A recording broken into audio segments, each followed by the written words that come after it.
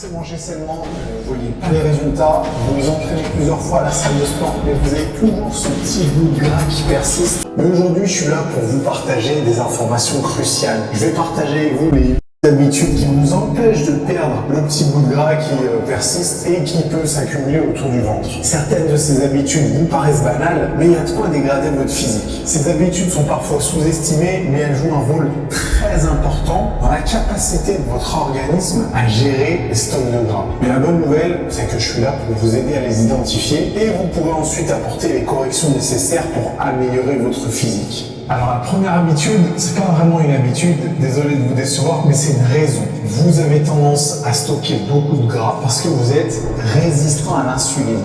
Peut-être que vous avez déjà entendu ce terme. Déjà, insuline, je pense que vous savez ce que c'est. C'est une hormone qui est hypoglycémiante. En fait, lorsque vous mangez des glucides ou plus vulgairement du sucre, ça va faire monter votre taux de sucre dans le sang, ce qu'on appelle la glycémie. À partir de là, l'insuline est sécrétée pour faire redescendre le taux de sucre dans le sang. Jusque-là, tout va bien. Sauf que l'insuline, elle joue un peu comme transporteur. Elle va transporter les molécules de glucose, soit vers le muscle, soit vers les foies, soit vers les stocks de gras. Et toutes les cellules de votre corps ont des récepteurs à l'insuline.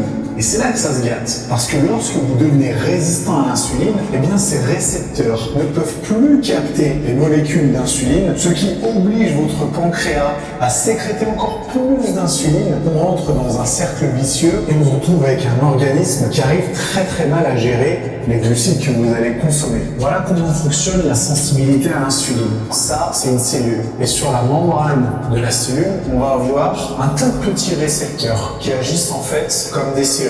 Dans ces serrures, on a les molécules d'insuline qui vont être accueillies par ces récepteurs. Le problème de la résistance à l'insuline, c'est qu'à partir d'un moment, ces récepteurs ne peuvent plus épouser la forme de l'insuline. La clé et la serrure ne correspondent plus, et ce qui fait que la cellule ne peut plus accueillir convenablement les molécules d'insuline. Ça se traduit par une prise de gras, mais ça peut se traduire aussi par des choses un peu plus dérangeantes pour la santé, comme le développement du diabète de type 2, la tension artérielle, des maladies cardiovasculaires, rien de très réjouissant. La bonne nouvelle avec les résistances à l'insuline, c'est qu'on sait comment corriger ça. On sait comment retrouver une bonne sensibilité à l'insuline pour être sûr de bien utiliser les glucides que vous allez consommer et du coup éviter de stocker trop de gras. Au-delà des recommandations classiques, comme bien dormir, évidemment vous vous en doutez parce que j'en parle H24, faire du sport, en l'occurrence faire de la musculation, développer votre masse musculaire parce que ça améliore la sensibilité à l'insuline, mais on peut avoir recours à quelques petites astuces pour améliorer la sensibilité à l'insuline de manière significative, en plus des autres habitudes que vous devrez forcément intégrer à votre routine quotidienne. Je vous ai mis quelques références d'études scientifiques dans la description si vous êtes curieux, et ces études traitent de l'influence de votre diète sur la sensibilité à l'insuline. Et c'est très intéressant. Et on y parle de la variété de votre régime alimentaire, mais surtout de la variété des fruits et des légumes que vous allez consommer grâce à leur teneur en antioxydants. Les antioxydants, vous en avez déjà entendu parler, c'est sûr et certain. Et dans les études scientifiques en question, on nous recommande de consommer une quantité variée de fruits et des légumes de couleurs différentes. Vous avez bien entendu. Parce qu'une couleur équivaut à un antioxydant. Donc si vous arrivez à manger sur une journée ou sur une semaine des tomates qui sont rouges, du chou rouge qui est violet, des myrtilles qui sont bleues, des framboises qui sont rouges, de la patate douce qui est orange, vous avez des antioxydants différents qui vont jouer sur votre santé générale et qui vont avoir une influence sur la sensibilité à l'insuline. Vraiment jetez un coup d'œil à ces études scientifiques parce qu'elles sont très intéressantes. Et on peut ajouter quelque chose de très simple, c'est des épices. Oui,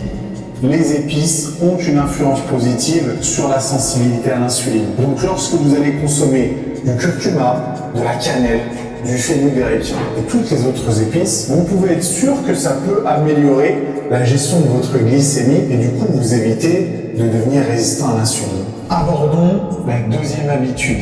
Et cette deuxième habitude, c'est la sédentarité.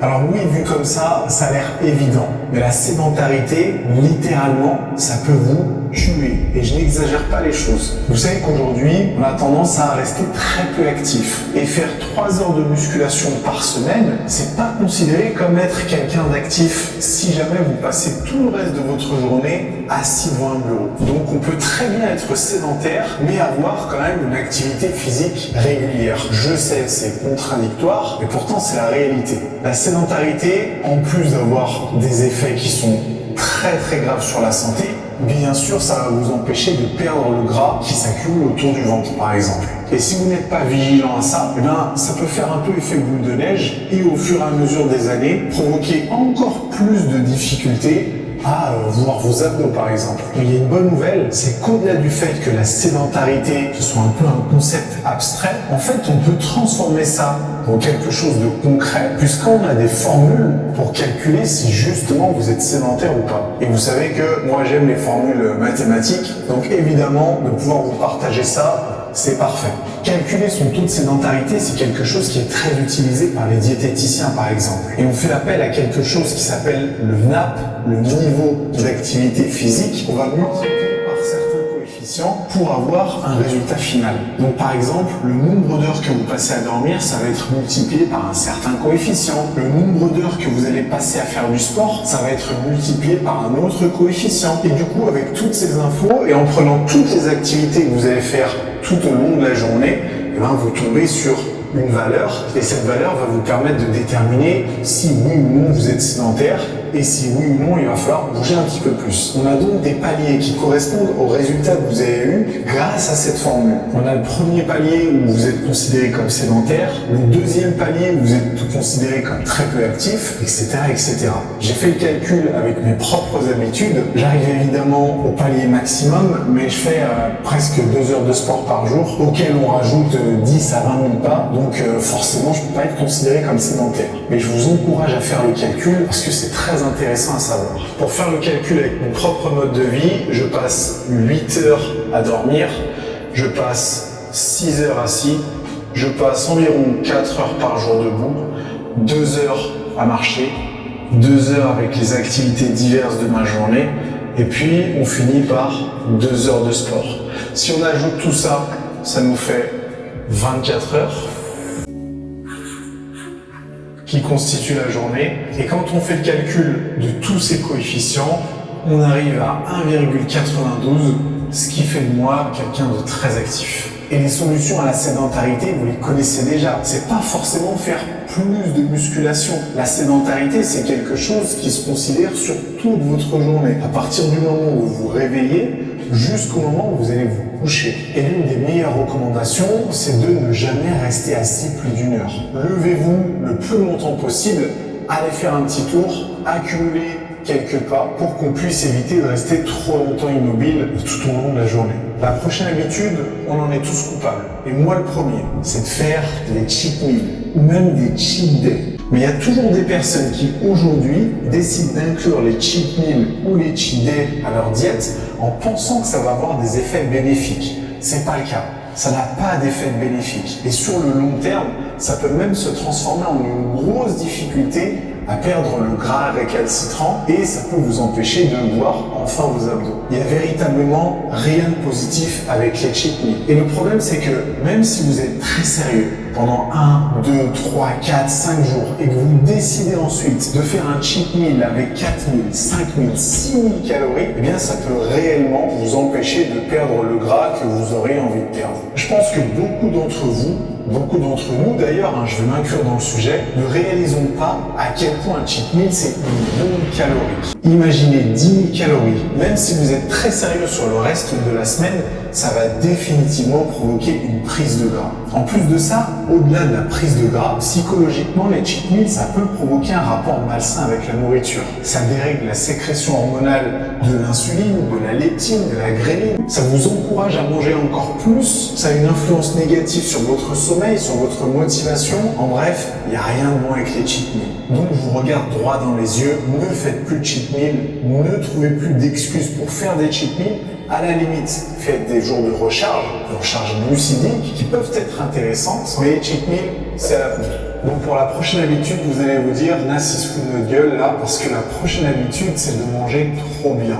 Oui, manger trop bien, ça peut faciliter la prise de gras et je vais vous expliquer exactement pourquoi. Vous savez, de la même manière qu'on a eu la mode des cheat meals avec des repas mais hyper caloriques, et bien en fonction des périodes, on passe aussi par la mode du je veux manger trop bien avec des aliments qui sont très bons pour ma santé, mais du coup en quantité limitée. Le problème, c'est que tous les aliments contiennent des calories. Et vous avez beau choisir des aliments hyper bons pour la santé avec plein de nutriments, plein d'antioxydants, les bons macronutriments, si vous en abusez, forcément ça peut se provoquer par une prise de gras. Imaginez la situation suivante.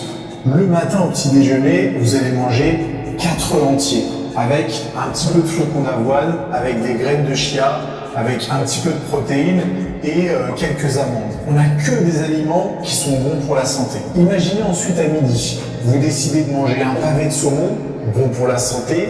Vous décidez d'accompagner ça avec du riz, bon pour la santé. Vous avez des légumes à côté et vous mettez un filet d'huile d'olive vierge extra, extraite à froid, comme j'en ai parlé dans mes précédentes vidéos. Tout ça, c'est très bon pour la santé. Mais si vous ne faites pas attention aux quantités, ça peut très vite faire monter la facture. Après le déjeuner, on a une petite collation et là vous vous dites je vais manger une cuillère de beurre de cacahuète, encore quelques amandes, un fruit, pourquoi pas du fromage blanc avec du miel par-dessus. Encore une fois, on n'a que des trucs qui sont bons pour la santé. Et puis le soir, on termine avec un steak, on accompagne ça avec un tout petit peu de beurre, pareil, une portion de féculents, en dessert, du fromage blanc avec des baies de goji qui sont excellentes pour la santé par exemple, encore un filet de miel. On peut très bien se terminer la journée à 3500 calories. Et on voit bien qu'avec un programme diététique comme ça, on n'a que des choses qui sont bonnes pour la santé. Et sauf que ce qui n'est pas bon pour la santé, c'est le surplus calorique. Et au-delà d'avoir une répercussion sur la santé, forcément ça va avoir une répercussion sur votre prise de gras. Donc ne vous laissez pas avoir par les aliments qui sont considérés comme bons pour la santé. Ça ne vous donne pas la permission d'en consommer des quantités trop importantes, surtout si vous avez du mal à perdre du gras.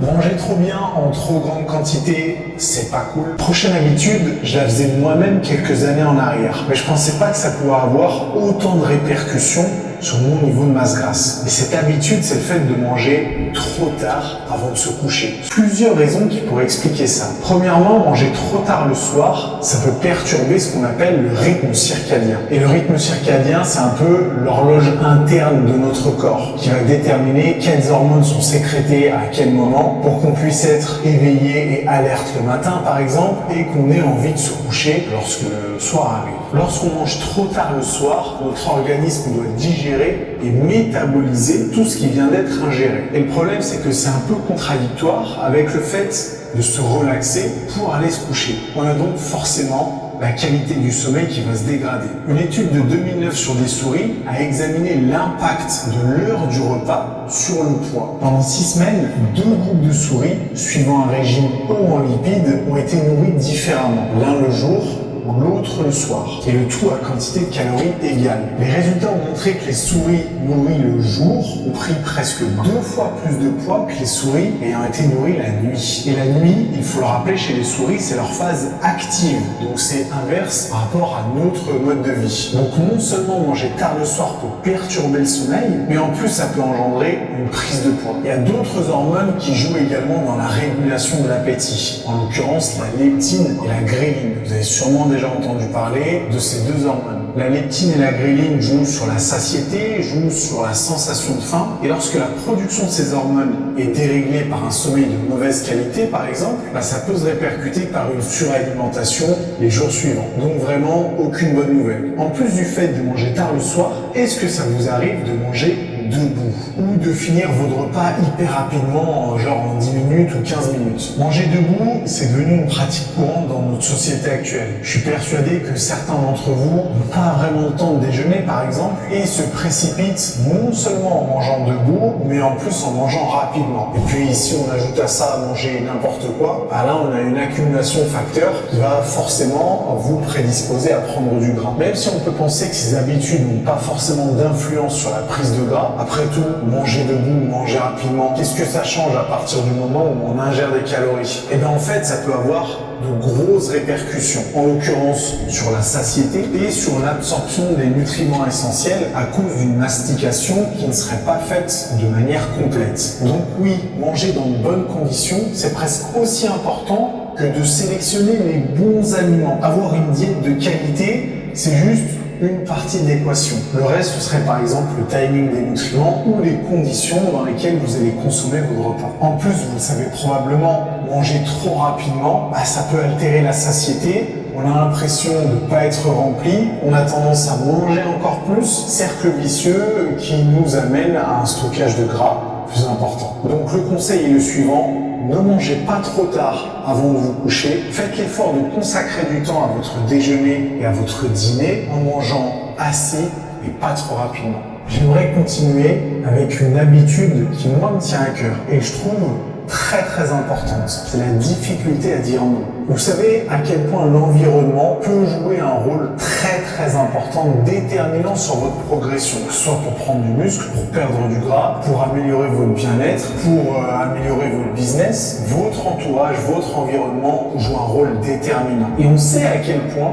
c'est encore plus important pour la nourriture, parce que manger c'est quelque chose de social. Manger c'est quelque chose qu'on a envie de partager avec d'autres personnes pour passer de bons moments. Mais le souci c'est que ces événements sociaux sont très souvent liés avec de la malbouffe. Faut dire ce qui est. Quand on passe du temps avec ses amis, on n'a pas envie de se casser la tête à manger des brocolis avec du cabillaud. On va plutôt se diriger vers des trucs apéritifs, parfois de l'alcool, des boissons sucrées. Et lorsqu'on subit un peu cette pression de l'entourage, c'est très difficile de dire non. Difficile de dire non à un resto, difficile de dire non à un apéro, difficile de dire non parce que votre compagne ou votre compagnon est fatigué et a envie de commander un fast-food, difficile de dire non parce que vos enfants sont en train de manger des crêpes avec du Nutella et que vous avez envie de faire la même chose. Tout ça mis bout à bout sont des petites habitudes qui forcément vont faire augmenter votre total calorique et qui, lorsque ce sera rentré dans votre quotidien, ce sera très difficile de s'en débarrasser. Mais c'est possible.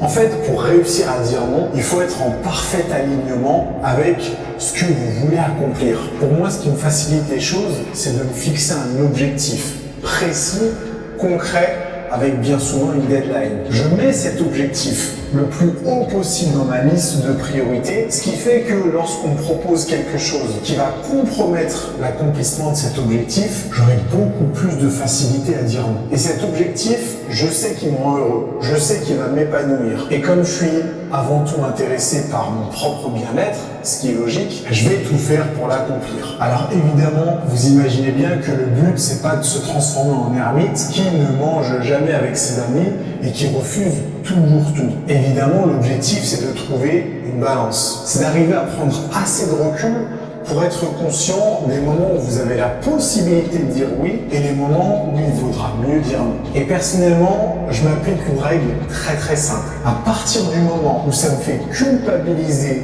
de dire oui, eh bien je dis non. Et mine de rien, instinctivement, on a tendance à savoir ce qu'on devrait faire et ce qu'on ne devrait pas faire. Donc écoutez votre instinct, ne vous laissez pas avoir par votre environnement. Non seulement ce sera bon pour vous, mais en plus en étant quelqu'un de plus déterminé, je suis sûr que ça aura une influence positive sur votre environnement également.